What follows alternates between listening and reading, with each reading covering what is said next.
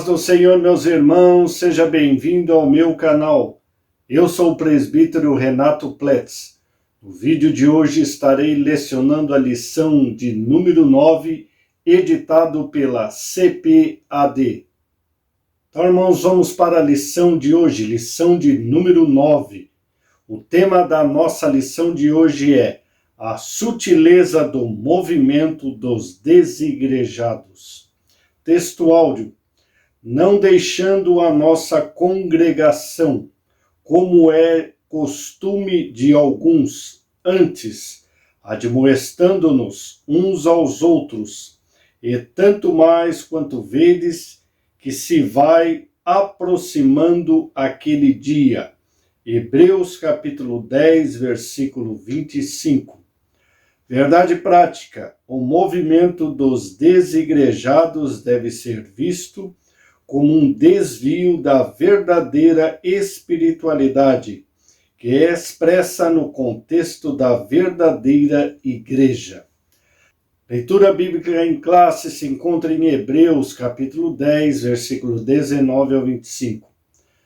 Tendo, pois, irmãos, ousadia para entrar no santuário, pelo sangue de Jesus, pelo novo e vivo caminho que ele nos consagrou, pelo véu, isto é, pela sua carne, e tendo um grande sacerdote sobre a casa de Deus, cheguemo-nos com um verdadeiro coração, em inteira certeza de fé, tendo o coração purificado da má consciência e o corpo lavado com água limpa. Retenhamos firmes a confissão da nossa esperança, porque fiel é o que prometeu, e consideramo-nos uns aos outros, para nos estimularmos ao amor e às boas obras, não deixando a nossa congregação, como é costume de alguns, antes admoestando-nos uns aos outros, e tanto mais quanto vedes que se vai se aproximando aquele dia. Então vamos à introdução. Nas últimas décadas houve um crescimento de um grupo conhecido como desigrejado ou sem igreja. No censo de 2010 do IBGE eram 9% da população.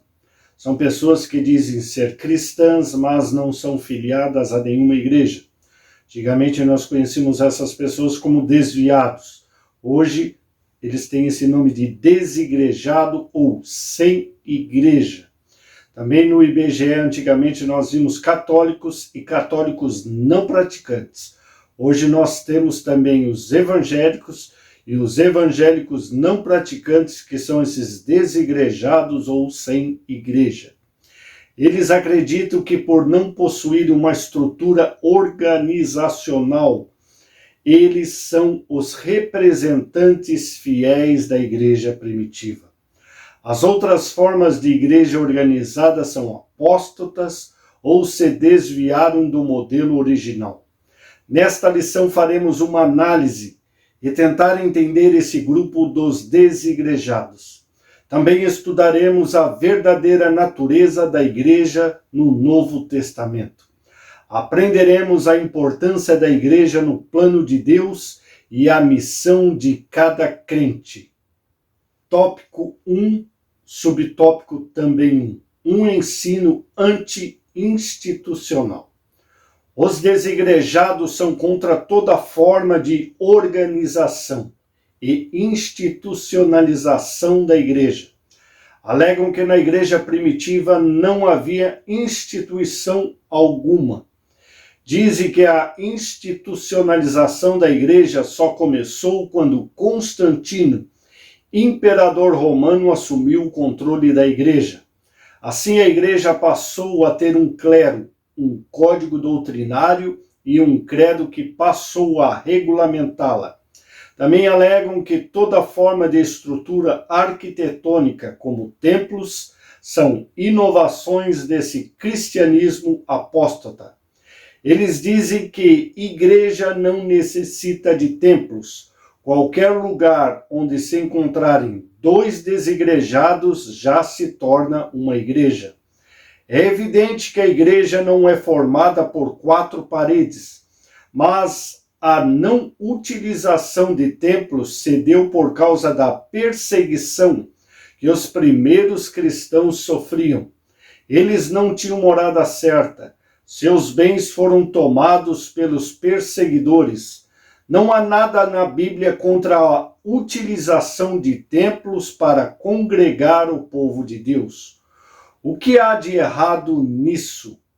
Então, irmãos, dizer que a institucionalização da igreja só começou quando Constantino, imperador romano, assumiu o controle da igreja é uma falácia e falta de conhecimento histórico e arqueológico. Vejamos apenas 2 exemplos. A igreja Megido, em Tel Megido, Israel, é uma das construções da igreja mais antigas já descobertas pelos arqueólogos, datando do século 3 depois de Cristo. Em 2005, os arqueólogos israelenses Yotam Tepper, da Universidade de Tel Aviv, descobriu os restos de uma igreja. Acreditou ser do século 3, uma época quando os cristãos ainda eram perseguidos pelo Império Romano. A igreja de Dura Europos é a mais antiga igreja cristã identificada. É localizada em Dura Europos, na Síria. É datada de 235 depois de Cristo. O lugar de Dura Europos, uma antiga cidade e fortificação murada, foi escavado em grande parte nos anos de 1920 e 1930 pelas equipes francesas e americanas. Dentro do sítio arqueológico, a igreja está localizada pela 17ª torre e preservada pelo mesmo preenchimento defensivo que salvou a sinagoga próxima de Dura Europos. Lembrando que o imperador Constantino nasceu em 27 de fevereiro de 272 e morreu em 25 de julho de 306, ou seja, a igreja mais antiga que se tem notícia já existia 34 anos antes de Constantino nascer. Subtópico número 2. O ensino anticlerical. Os desigrejados são contra todo e qualquer sistema de governo da igreja. Eles são contra, por exemplo, presbíteros, diáconos, bispos e pastores. Acreditam que na igreja primitiva não havia organização humana. Na verdade, os desigrejados não gostam de estar debaixo de liderança alguma. Então são pessoas que são contra o ministério. Mas por que são contra esses ministérios? Porque eles não gostam, como disse o autor, de estar debaixo de alguma liderança. Olha o que diz Efésios capítulo 4, versículo 1 ao 11. E ele mesmo deu um para apóstolo. Ele quem? Jesus. Ele mesmo deu a igreja. Ele mesmo deu um para apóstolos, outros para profetas, outros para evangelistas, outros para pastores e doutores. Para que isso? Para querer o aperfeiçoamento dos santos para a obra do ministério, para a edificação do corpo de Cristo. Efésios capítulo 4, versículo 11 ao 12. Então, como pessoas que se dizem cristãs podem ir contra uma vontade do próprio Senhor Jesus Cristo, que ele deu uns para apóstolos, para profetas, para evangelistas, para pastores e doutores. Então esses ministérios não foram criados por homens, mas foram criados pelo próprio Senhor Jesus Cristo. E olha o que diz Hebreus capítulo 13, versículo 17. Obedecei a quem? A vossos pastores. Fazer o que aí? Sujeitai-vos a ele. Então, como é que um desigrejado ele quer fazer parte de uma igreja onde ele não é sujeito a nenhuma autoridade. Como ele pode ser um cristão dessa igreja se ele não consegue estar debaixo de liderança alguma? Mas fazendo isso, ele está indo contra a palavra de Deus. Olha o que diz: obedecei a vossos pastores, sujeitai-vos a ele, porque eles velam por vossa alma, como aqueles que há de dar conta delas, para que o façam com alegria e não gemendo, porque isso não vos seria útil. Então, todos os pastores que assumem esse ministério, que são chamados por Jesus, eles sabem que eles vão ter que prestar conta de cada uma das almas que estão ali na igreja. Agora, os irmãos imaginam um cristão que dá problema para o pastor. Como diz aqui, se esse pastor for orar, e orar por aquele crente, que ele faça com alegria e não gemendo, porque isso não vos seria útil. Imagina o Senhor ouvindo a oração de um pastor, relatando a ele que aquele crente tem sido um fardo para ele. Um crente desobediente, um crente herético, que tem trazido vários problemas para a igreja, de dissensão, de murmuração. Então não vai ser útil para esse crente. Por isso que nós vemos nos dias atuais que a maioria dos desigrejados são pessoas que já passaram por várias igrejas. São pessoas que já passaram por vários ministérios. Ninguém presta para eles. Todo mundo está errado. Só ele que é o bonzão, só ele que está certo. Mas eu vejo que muitas dessas pessoas, eles queriam ser pastores. Mas às vezes, porque eles têm uma vida estragada, às vezes eles têm um casamento estragado, a igreja não aceita, o ministério não aceita dar uma igreja para ele, para que ele venha a ser um diácono, um presbítero, ou até um pastor, porque ele não é fiel. Então a igreja sabe disso, a igreja não leva ele a ser um diácono, a ser um presbítero, e ele se revolta contra o pastor, se levanta contra o pastor, mas ele deve ser humilde e se consertar para que, na hora oportuna, ele seja chamado ao ministério. Não, ele se levanta, ele se rebela, daqui a pouco ele não aguenta mais ficar naquela igreja, ele vai para outra, daqui a pouco ele começa a colecionar igrejas, e o que acontece depois? Aquele ministério já não presta mais para ele, ele tem que ir para outro ministério. E o que acontece? As pessoas vão lá e abraçam ele, daqui a pouco ele está trazendo murmuração, dissensão, se levantando contra os líderes também daquele outro ministério. E ele começa a pular de igreja em igreja. E vai chegar um ponto que ele vai achar que ele, dentro da sua casa, ele é um crente verdadeiro. Porque todas as outras igrejas são apóstatas. Todo mundo está desviado, então ele vai ter que ficar na casa dele, com a família dele, congregando. O que acontece, irmãos? Acontece que essa pessoa já se afastou, já está longe do corpo de Cristo. E, infelizmente, o caminho de uma pessoa dessa é o caminho do desvio da verdade. Uma pessoa dessa, tu pode ver, de alguns anos, você vai ver, essa pessoa já não está mais seguindo nada, está desviado, está parado na fé, porque infelizmente ele achou que ele era a única pessoa certa. Irmãos, nós fazemos parte de uma igreja, e a igreja é feita por homens falhos. Todos nós vamos errar, a liderança vai errar. Se você foi magoado por alguém, você tem que ir lá conversar com essa pessoa, tentar se consertar, tentar ali haver um perdão, porque nós somos irmãos, nós vamos para o mesmo céu. Não existe céu para esse ministério, para aquele ministério, para essa igreja, para aquela igreja, ou um céu para um irmão e outro irmão tem outro céu. Não. Nós somos uma família, como nós vamos ver nessa lição. E nós precisamos um dos outros.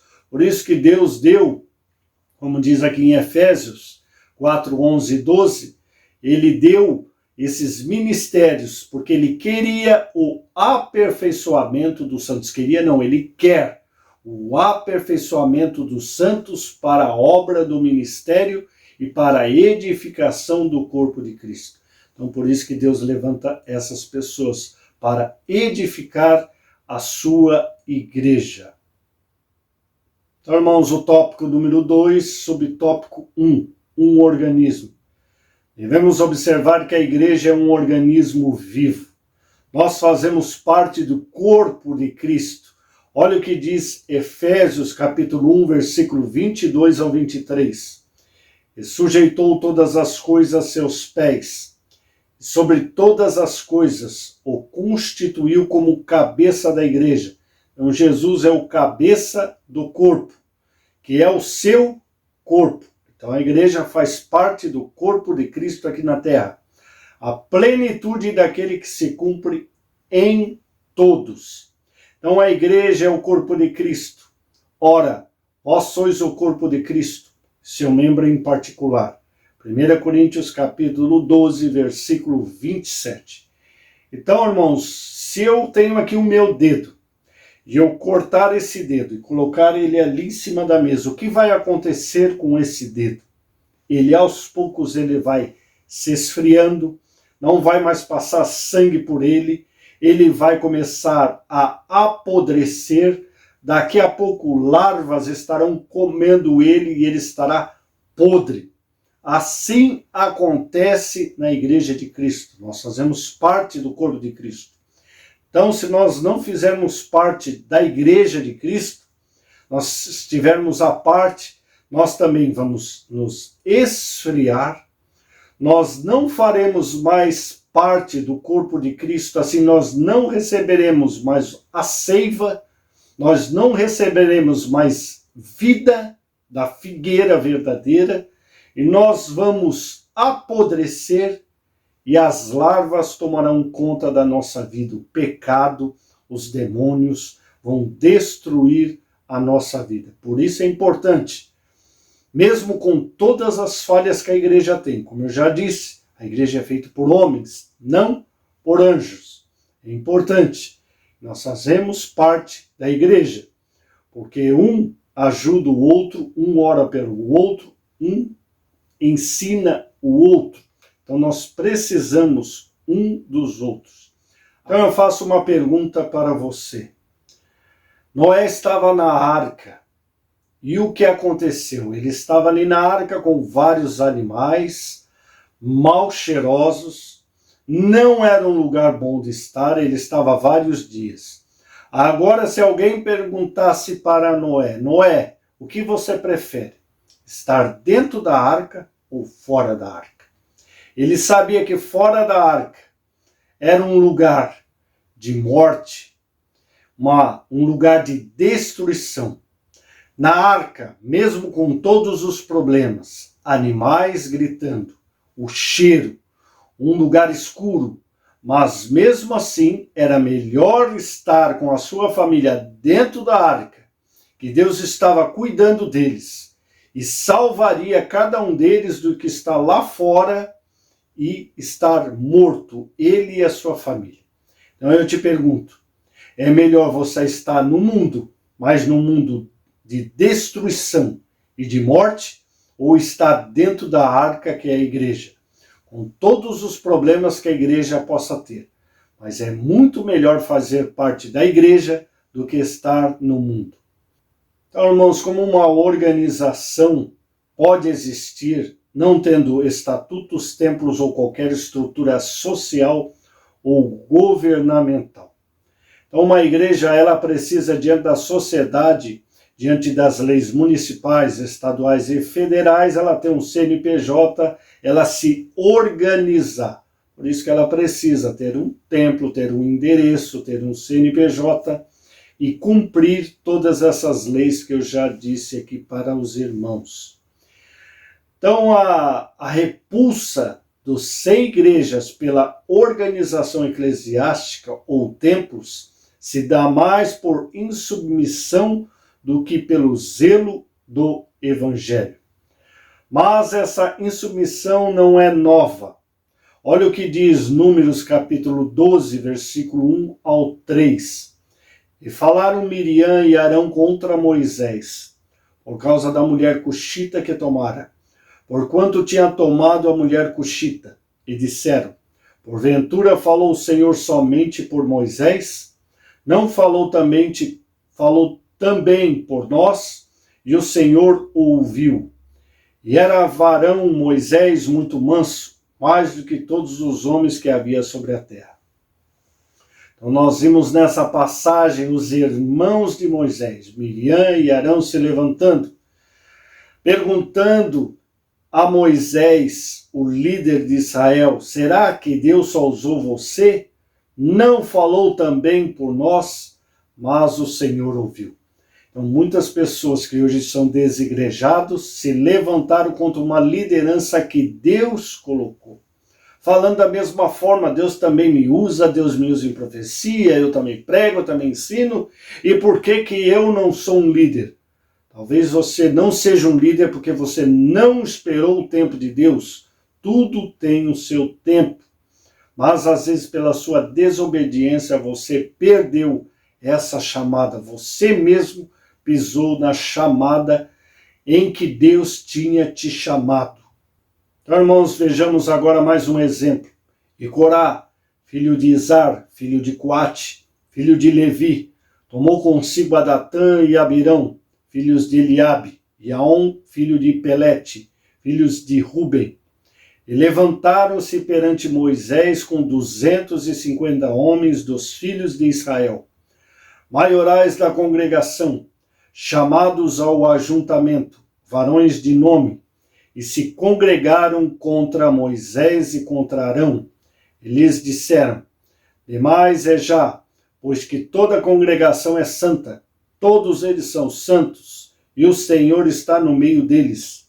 Por quê, pois, vós elevais sobre a congregação do Senhor? Como Moisés isso ouviu, caiu sobre o seu rosto. Então nós vemos aqui a rebelião de Corá contra Moisés e contra Arão, contra a sua liderança. Então nós vemos aqui mais um exemplo. O desigrejado, ele quer ser líder. Ele levanta, como aqui Corá fez, levantou mais 250 homens contra Moisés e contra Arão. Então isso, irmãos, acontece com muitos desigrejados. Eles se levantam contra a liderança porque eles querem ser líderes. E a partir da hora que eles não conseguem, eles se afastam. E o que acontece às vezes, eles levam pessoas junto com eles e montam outro ministério, às vezes até na frente daquela igreja onde eles pertenciam para concorrer. Mas eles não entendem que a igreja é o corpo de Cristo. A igreja é o mesmo corpo.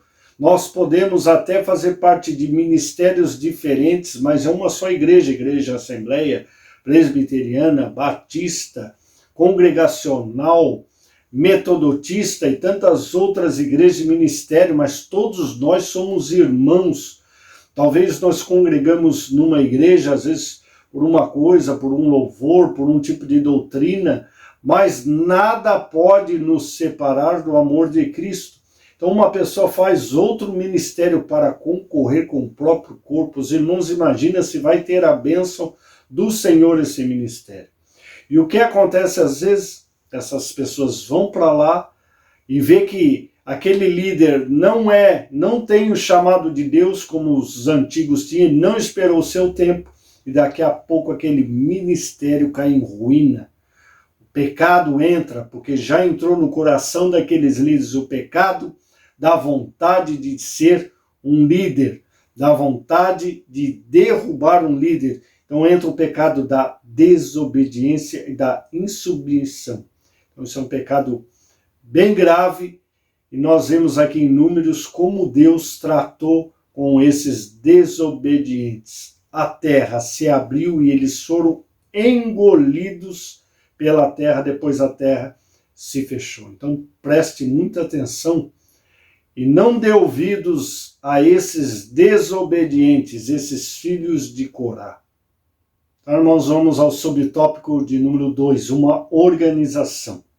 Assim como o corpo humano é organizado, a igreja, como corpo de Cristo, tem uma organização. A igreja primitiva tinha um sistema de governo formado por apóstolos, profetas, evangelistas, presbíteros, diáconos, pastores e mestres. Esta igreja possuía seu código doutrinário e disciplinar. Atos capítulo 2, versículo 42 diz assim: E perseveravam na doutrina dos apóstolos e na comunhão, e no partir do pão e nas orações. A igreja primitiva perseverava em quê? Na fala de um profeta, de uma profetisa, de Moisés? Não. Perseverava na doutrina dos apóstolos que receberam do Senhor Jesus Cristo. Essa igreja primitiva fez o primeiro concílio. Atos capítulo 15, versículo 6 e o versículo 5 e 6 nos fala sobre esse concílio. Alguns, porém, da seita dos fariseus, que tinham crido, se levantaram, dizendo que era mister circuncidá-los e mandar-lhes que guardassem a lei de Moisés. Parece os dias de hoje, igrejas que dizem que nós, cristãos, devemos guardar a lei de Moisés. Mas Atos 2 e 42 diz que a igreja primitiva perseverava na doutrina dos apóstolos, não na lei de Moisés. Congregaram-se, pois, os apóstolos e os anciões para considerar este assunto. Atos capítulo 15, versículo 5 ao 6. Então nós vimos aí o primeiro concílio, a primeira organização, e já tinham ali apóstolos e anciãos. Uma igreja sem liderança, sem regras e disciplina, além de ser um mito, é também uma heresia. Então, irmãos, vamos para o tópico de número 3, subtópico 1. A igreja como a família de Deus. A igreja é a família de Deus. Olha o que diz Efésios, capítulo 2, versículo 19. Assim que já não sois estrangeiros, nem forasteiros, mas concidadãos dos santos e da família de Deus. Então, antes, nós não fazíamos parte da família de Deus. Agora que nós somos cristãos, nós fazemos parte desta família, a família de Deus. Assim como toda família, a igreja possui comando, direções e regras. A tua família tem alguém que comanda? Tem as regras ou cada um faz o que quer? Então, como uma família normal, a igreja também precisa ter comando, direção e regras. Não podemos ser igreja sem antes ser uma família. A própria igreja é formada de várias famílias que unidas tornam uma igreja ali do seu bairro. Se você for ali no seu bairro, você vai ver que fazem parte daquela congregação várias famílias. Então, geralmente se ouve entre vós fornicação, e fornicação tal, qual nem ainda entre os gentios, como é haver quem abuse da mulher de seu pai. Estais inchados, e nem ao menos vos entristecestes, por não ter sido dentre vós tirado quem cometeu tal ação. Eu, na verdade, ainda que ausente no corpo, mas presente no espírito, já determinei como se estivesse presente, que o tal ato praticou, em nome de nosso Senhor Jesus Cristo, junto vós e o meu espírito, pelo poder de nosso Senhor Jesus Cristo, seja entregue a Satanás para a destruição da carne, para que o espírito seja salvo no dia do Senhor Jesus. 1 Coríntios capítulo 5, versículo 1 ao 5. Então a igreja deve disciplinar seus membros e fomentar a comunhão com os outros. Nós vemos aí o exemplo do apóstolo Paulo, escrevendo a carta de Coríntios, que tinha um jovem lá em fornicação com a mulher do seu pai, e ele estava abismado que a igreja ainda não tinha disciplinado esse jovem. Então nós vemos aí que refuta essa doutrina aí, vamos dizer, essa doutrina aí dos desigrejados, que não precisa ter regras. Ser um cristão sem regras, sem comando e sem direção. Isso é totalmente contra a palavra de Deus. Então, irmãos, vamos ao subtópico de número 2. A igreja como testemunha da salvação. Deus criou a igreja com a missão de proclamar a sua abundante graça. Olha o que diz Pedro na primeira epístola de Pedro, capítulo 2, versículo 9. Mas vós sois a geração eleita, o sacerdócio real, a nação santa, o povo adquirido, para que anuncieis as virtudes daquele que vos chamou das trevas para a sua maravilhosa luz. A razão da igreja existir, além de promover adoração, companheirismo, irmandade e integração, está na sua missão de pregar a salvação. A igreja pode existir em um templo, mas a sua missão só se completa fora dele. Então, irmãos, tivemos essa lição maravilhosa. Eu sei que o Espírito Santo falou com você. Se você é uma pessoa que está afastada, ainda dá tempo de voltar, de pedir perdão dos seus pecados, de fazer uma reconciliação com os irmãos, voltar a fazer parte da família de Deus. E eu sei que um dia, por certo, nós estaremos na Nova Jerusalém comemorando a nossa vitória final. Eu já te convido você a vir na próxima aula, que é a lição de número 10. Nós vamos falar sobre a sutileza contra a prática da mordomia cristã. Eu peço para você deixar um comentário o que você tem achado desse trimestre, desses temas. Deixar o seu like e compartilhar esse vídeo que ajuda muito o nosso canal. Que Deus abençoe os seus estudos e até a próxima aula, se Deus assim nos permitir. Você tem gostado do conteúdo do nosso canal e quer ajudar o canal a crescer? Você pode ajudar clicando no botão Valeu.